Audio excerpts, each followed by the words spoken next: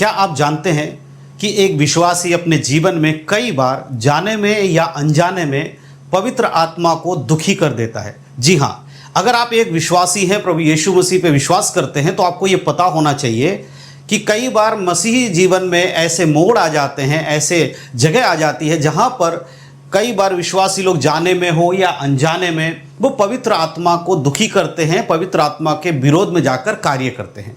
Bible हमें यह बताती है कि जो कोई कैसा भी पाप करता है, अगर एक विश्वासी हो या कोई और व्यक्ति कोई पाप करता है, उसके सारे पापों को क्षमा किया जाता है, लेकिन जो पवित्र आत्मा के विरोध में पाप करता है उसके पाप का कोई क्षमा नहीं है। आज के समय में बहुत सारे हमारे मसीह भाई बहन लोग ऐसे हैं जो एक ऐसा जीवन जी रहे हैं जो देखने में तो एक मसीहत वाला जीवन दिखाई देता है, लेकिन जब आप उसके भीतर जाते हैं, उस आत्मिक जीवन को गौर से परखते हैं, अपने जीवन को देखते हैं, तो आपको पता चलता है कि आप अनजाने में ही पवित्र आत्मा के विरोध में कुछ ऐसी चीज़ों को कर रहे हैं जो कि आपको स्वर्ग की ओर नहीं परंतु नरक की ओर लेके जाने का काम कर रही है।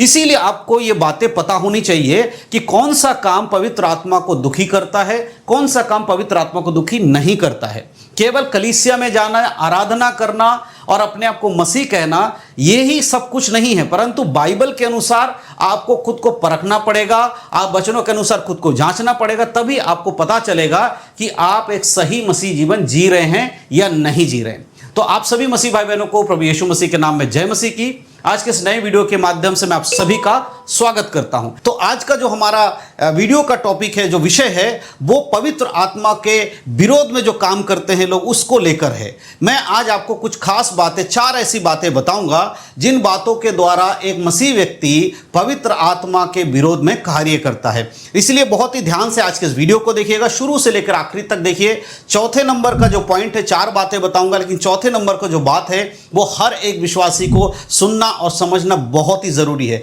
अगर आप कुछ चीजों को मिस कर जाएंगे तो फिर आप जाने अनजाने में फिर से वही काम करने लगेंगे जो आप पहले करते आ रहे थे। तो आज के वीडियो को बिल्कुल भी स्किप मत कीजिए, आराम से देखिए। अगर अभी समय नहीं है तो थोड़ा समय निकाल के बाद में देखिएगा, लेकिन वीडियो को पूरा जरूर देखिएगा। तो आज का जो हमारा टॉपिक है वो क्या है? आज का हमारा टॉपिक है, आपके सामने आप देख सकते हैं। आज का हमारा विषय क्या है? आज का हमारा विषय है 4 बातें जो पवित्र आत्मा को दुखी करती है। आज हम 4 ऐसी बातों पर चर्चा करेंगे, या मैं आज आपको 4 ऐसी बातें बताऊंगा जो पवित्र आत्मा को दुखी करने वाली बात है। जैसे मैंने वीडियो की शुरुआत में आपको बताया, बाइबल बताती है मनुष्य के सारे अपराध परमेश्वर क्षमा करते हैं, लेकिन जो पवित्र आत्मा के विरोध में पाप करता है उसके अपराध क्षमा नहीं किए जाते हैं। अगर ये 4 बातें आपके जीवन में हैं तो आप समझ लीजिए कि आप एक मसीह होने के बाद भी पवित्र आत्मा को दुखी कर रहे हैं। कौन कौन से पॉइंट है वो अब आगे वीडियो में देखेंगे। हमारा मेन 4 चीजें हैं। देखिए यहाँ पर 4 मैंने पॉइंट दिए हैं, आगे मैं समझाऊंगा एक एक करके। ये नंबर 1 है, ये नंबर 2 है, नंबर 3 और नंबर 4। ये 4 चीजें हैं, 4 बातें हैं जो हर एक विश्वासी को पता होनी चाहिए। अगर इनमें से कुछ भी आपके जीवन में है तो आप उसे आज इस वीडियो को देखने के बाद अपने जीवन से हटा दीजिएगा, निकाल दीजिएगा, नहीं तो फिर आप गलत रास्ते में चले जाएंगे। ठीक है?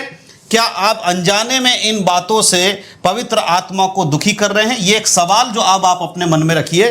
क्या आप अनजाने में इन सब बातों के द्वारा पवित्र आत्मा को दुखी कर रहे हैं या नहीं कर रहे हैं? तो सबसे पहला पॉइंट आज हम देखेंगे। सबसे पहला 4 बातों में से जो सबसे पहली बात है वो क्या है? सबसे पहली बात है, ध्यान से देखिएगा, नंबर 1 है कड़वाहट और क्रोध। ये नंबर 1 में मैंने रखा है ताकि आप अच्छे से समझ पाएं।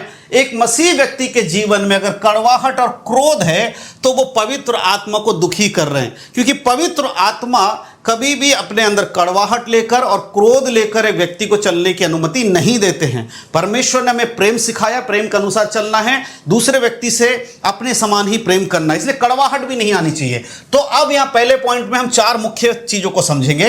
पहला मुख्य चीज क्या है? देखिए, कड़वाहट मन में जहर की तरह काम करती है। अगर आपके मन में किसी को लेकर कड़वाहट है, किसी बातों को लेकर आप परेशान रहते हैं या उससे आपके मन में कोई बेचैनी सी है, तो धीरे धीरे वो क्या करेगा, जहर का काम करेगा।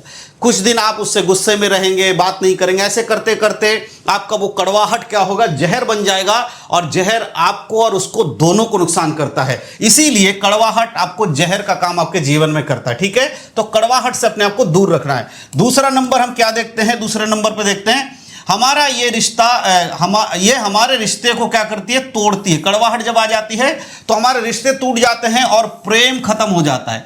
जब आपका जीवन में कड़वाहट होगा, ठीक है, तो क्या होगा, जहर बनेगा, और ये जहर क्या करेगा, आपके रिश्ते को तोड़ देगी।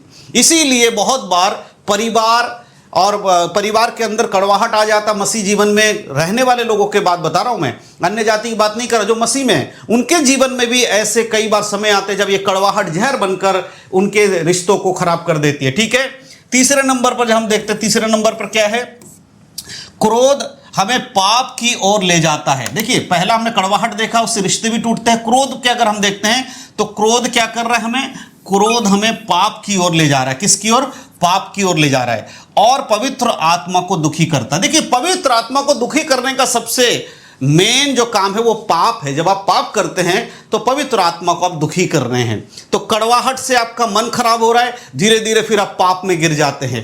तो क्या हो रहा है, पवित्र आत्मा को दुखी कर रहा है। और चौथे नंबर का हम देखते हैं तो क्या है, परमेश्वर क्षमा करने वाले हृदय को चाहता है, ना कि कड़वे मन को। परमेश्वर की इच्छा क्या है, क्षमा करने वाला हृदय होना चाहिए। एक व्यक्ति का दिल कैसा होना चाहिए, क्षमा करने वाला होना चाहिए। वैसा परमेश्वर चाहता, ना कड़वाहट वाला ना क्रोध वाला, परंतु परमेश्वर चाहते हैं कि आप क्षमा करने वाले बने। क्षमा करने वाले को परमेश्वर प्रेम करता है। ठीक है, अगर इफिसियों की पत्री 4 अध्याय की 31 पढ़ेंगे, लिखा है सब प्रकार की कड़वाहट, देखिए इसीलिए मैं विषय लिया है कड़वाहट, सब प्रकार की कड़वाहट, क्रोध, इसीलिए विषय क्रोध, और बैर भाव तुमसे दूर किए जाए। ये दो चीजें नहीं होनी चाहिए, कड़वाहट और क्रोध। ये परमेश्वर की खुद कहते हैं पवित्र आत्मा को दुखी करने वाली बातें। तो पहला नंबर क्या है, कड़वाहट और क्रोध। ये चीजें एक विश्वासी के जीवन में नहीं होनी चाहिए। देखो, बाइबल में एक चीज क्लियर लिखा है कि तुम क्रोध तो करो परंतु पाप मत करो।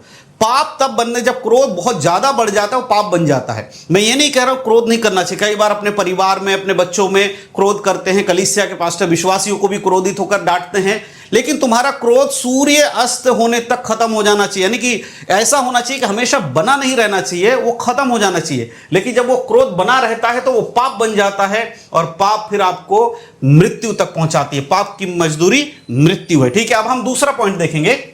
दूसरा पॉइंट में क्या है, देखिए दूसरा पॉइंट में है जो पवित्र आत्मा को दुखी करने वाली बात है, वो है जानबूझकर पाप में बने रहना।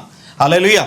आज के समय में विश्वासियों को बार बार ये चेतावनी मिलती रहती है कि तुम्हें पाप नहीं करना है, तुम्हें व्यभिचार नहीं करना है, तुम्हें किसी से शत्रुता नहीं करनी है, तुम्हें गलत चीजों में नहीं जाना है। बहुत सारी बातों की शिक्षा कलीसिया में पास्टर के द्वारा, हम जैसे सेवकों के द्वारा, सोशल मीडिया के द्वारा हर कोई सिखाने में लगा हुआ है, लेकिन फिर भी बहुत सारे विश्वासी क्या करते हैं, जानबूझकर पाप में बने रहते हैं। तो आपको क्या लगता है, ये पवित्र आत्मा को दुखी करने वाली बात है। ठीक है, नंबर 1 में क्या आएगा, दूसरे पॉइंट में नंबर 1 में आएगा, पाप को जानते हुए भी उसे छोड़ने का प्रयास नहीं करना। हर कोई जानता है कि बाइबल में लिखा है तू हत्या नहीं करना, तू झूठ नहीं बोलना, लेकिन आज हत्या शायद लोग नहीं कर रहे, लेकिन झूठ बार बार बोल रहे हैं। बाइबल क्या कहती है, जानबूझकर उसे कर रहे हैं और उसको छोड़ने का प्रयास नहीं कर रहे हैं। अगर आप कोई चीज कर रहे हैं, उसको छोड़ने का प्रयास नहीं करते हैं, तो आप जानबूझकर उसको कर रहे हैं। दूसरा पॉइंट में क्या है, बार बार उसी गलती को दोहराना, फिर भी लापरवाह रहना। देखो, बार बार उसी गलती को दोहराना, जो गलत काम किया, किसी ने आपको चेतावनी दिया, आपको समझ में आया, फिर से आप वही काम कर रहे हो, लापरवाही कर रहे हो। तीसरा नंबर हम क्या देखते हैं, पाप को सही ठहराना और अपने मन को धोखा देना। कई बार मन में से आवाज आता है, जो तूने किया है गलत है, तू जो करने जा रहा है वो गलत है, लेकिन फिर भी तसल्ली देता है, नहीं नहीं तुम्हें नहीं पता, संसार में रहना है तो थोड़ा मेल भाव करके सबके संग थोड़ा संगति रखना पड़ता है, आस पड़ोस के लोगों के संग उठना बैठना पड़ता है, उनके जैसा बनना पड़ता है। बाइबल में लिखा है कि मैं उनके जैसा बन गया, उनके बीच में जाकर, पौलुस कहता है। तो ये बोल बोलकर अपने मन को तसल्ली देकर पाप में बने रहना है। जो बहुत सारे लोगों का ये कहना होता है कि हम जब तक शराबियों के संग बैठकर शराब नहीं पिएंगे उन्हें सुसमाचार कैसे सुनाएंगे। आप समझ रहे हो ना, इस तरह का भावना अपने अंदर ले आना कि जब तक पापियों के संग पाप नहीं करेंगे, उनके संग बैठेंगे, तब तक यीशु के बारे में कैसे बताएंगे। लेकिन क्या यीशु मसीह ने कभी पापियों के संग बैठकर उनके संग पाप में सम्मिलित होकर उनको सुसमाचार सुनाया? क्या किसी चेले ने ऐसा किया कि पहले पापियों के जैसा काम करके उनको फिर बताया कि हाँ उद्धार कैसे मिलेगा? हमें उनके संग उठना बैठने के लिए मना नहीं है, उनसे बातचीत करने के लिए मना नहीं है, लेकिन उनके जैसा स्वभाव नहीं लाना है। इसीलिए भजन संहिता 1 में लिखा है, धन्य है वे जो इन कामों को नहीं करते, ठट्टा करने वालों की मंडली में, झूठों की मंडली में, सब बातें वहां लिखी हुई हैं। तो ऐसे धोखा देना अपने मन को, यह भी पवित्र आत्मा को दुखी करता है। चौथे नंबर पर क्या है? पश्चाताप ना करना और परमेश्वर की क्षमा को हल्के में लेना। प्रभु ने आपको और हमें क्षमा किया है, हमारे पाप को क्षमा कर दिया है। यीशु मसीह के बलिदान के द्वारा क्या हमारे पाप क्षमा किए गए हैं, और उस बात को भूल जाकर फिर से पाप में गिरना, यह क्या करना है? पश्चाताप को तुच्छ समझना है। ठीक है, अब यहां इब्रानियों की पत्री 10 उसका 26 में लिखा है, क्योंकि सच्चाई की पहचान प्राप्त करने के बाद यदि हम जानबूझकर पाप करते रहें तो पाप के लिए फिर कोई बलिदान बाकी नहीं। परमेश्वर का वचन कहता है, पाप के बोध होने के बाद, पश्चाताप करके क्षमा पाने के बाद यदि हम जानबूझकर फिर से पाप करते रहते हैं तो क्या उसके लिए कोई बलिदान अब बाकी है? कोई बलिदान बाकी नहीं है। यीशु मसीह आपके और हमारे पाप के लिए एक बार सूली पर चढ़ाया गया। अगर आप बार बार पाप में गिरते हैं तो आप बार बार यीशु मसीह को सूली पर चढ़ा रहे हैं, यह याद रखिएगा। लेकिन अब आपके लिए कोई दूसरा बलिदान बाकी नहीं बचा है। बहुत ही ध्यान से अपने जीवन को चलाइए। तो पवित्र आत्मा को दुखी करने वाली जो बात है उसमें से दूसरे नंबर पर हम इस बात को देखते हैं। अब हम तीसरे पॉइंट को देखेंगे। तीसरे पॉइंट में क्या है जो कि पवित्र आत्मा को दुखी करता है? वो है पवित्र आत्मा की आवाज को अनसुना करना। हालेलुया। पवित्र आत्मा की आवाज को अगर आप अनसुना कर देते हैं, उसे सुनकर अपने दिमाग में डालकर फिर से निकाल देते हैं, यह भी पवित्र आत्मा को दुखी करने वाली बात है। अब यहां कुछ बातें जो मुख्य हैं। पहला नंबर क्या है? पवित्र आत्मा हमें सही और गलत का बोध कराते हैं। आपने कभी नोटिस किया है कि कई बार जब आप प्रचार सुनते हैं या बाइबल पढ़ते हैं या किसी का मैसेज सुन रहे हैं, गॉस्पल किसी का सरमन सुन रहे हैं, तो अचानक से आपके अंदर ये फील होता है कि ये वचन आपके लिए है। आज वचन आपसे बात कर रहा है। आज ये पास्टर जो बोल रहे हैं वो मेरे हृदय में लग रहा है, मुझसे बात कर रहे हैं, ये सारे कंडीशन मेरे ऊपर हैं। ऐसा सुनने के बाद आप क्या कर रहे हैं? ये समझिए कि पवित्र आत्मा आपको क्या कराता? सही और गलत का बोध दिलाते कि भाई तू गलत है। कई बार आप बाइबल खोलते हैं, आपको ऐसा वचन मिलता है जहां पर आपको टच हो रहा है, लिखा है तू चोरी ना करना, तू हत्या ना करना, तू व्यभिचार नहीं करना। आप रिलेट करते हो अपने आप से, अरे ये सारी चीजें तो मेरे अंदर है। तो पवित्र आत्मा सही और गलत आपको दिखा रहा है। लेकिन आप अगर उसको छोड़ देते हो, उसकी आवाज को अनसुना कर देते हो, उस मैसेज को सुनकर उसको मुंह मोड़ लेते हो, वचन को पढ़कर उसे मनन नहीं करते हो, तो आप पवित्र आत्मा को दुखी कर रहे हो। दूसरा नंबर जब हम देखते हैं तो क्या है? जब हम जानबूझकर उसकी आवाज को अनसुना करते हैं तो यह हमें दुखी यह हमें दुखी करता है। देखो, जब हम उसकी आवाज को अनसुना कर देते हैं तो यह हमें भी दुखी करता है। हम बार बार उस गिल्ट में पड़े रहते हैं, आप उस गिल्ट में पड़े रहते हैं कि मैं ऐसा हूं, मैं वैसा हूं। इसीलिए पवित्र आत्मा की आवाज को सुनकर अपने आप को पवित्र करने के लिए पश्चाताप जरूर करें। तीसरा पॉइंट, ऐसा करने से हमारा आत्मिक जीवन कमजोर हो जाता है। जब हम गिल्ट में हो जाते हैं, धीरे धीरे पश्चाताप नहीं करते, अंदर मन में दुख हो जाता है, अरे मैंने ऐसा क्यों किया, ये कैसे हो गया, वो कैसे हो, धीरे धीरे आप कमजोर हो जाते हैं। किसमें? आत्मिक जीवन में। और यही शैतान चाहता है कि आप पवित्र आत्मा की आवाज को इग्नोर करो ताकि आप आत्मिक जीवन में कमजोर हो जाओ। चौथे नंबर पर क्या देखते हैं? हमें हर दिन पवित्र आत्मा की आवाज को सुनना और मानना चाहिए। हर दिन पवित्र आत्मा की आवाज को सुनना चाहिए, पवित्र आत्मा की आवाज को मानना चाहिए। यह कैसे होगा? देखिए, आपके और हमारे पास परमेश्वर का पवित्र वचन है, बाइबल है। जब हम बाइबल को पढ़ते हैं, हम परमेश्वर की आवाज को सुन रहे हैं। जब हम प्रार्थना करते हैं, हम अपने शब्दों को परमेश्वर को बता रहे हैं, हमारी जरूरतों को परमेश्वर को बता रहे हैं। इसीलिए हर दिन उसके वचन को पढ़ना, सुनना और मानना, उसको अपने जीवन में लागू करना हर विश्वासी के लिए अनिवार्य है। अगर आप यूहन्ना की पत्री 10:27 को पढ़ेंगे, लिखा है, मेरी भेड़ें मेरी शब्द सुनती हैं और मैं उन्हें जानता हूं और वो मेरे पीछे पीछे चलती है। यीशु मसीह कहते हैं, मेरी भेड़ें मेरी आवाज सुनती हैं।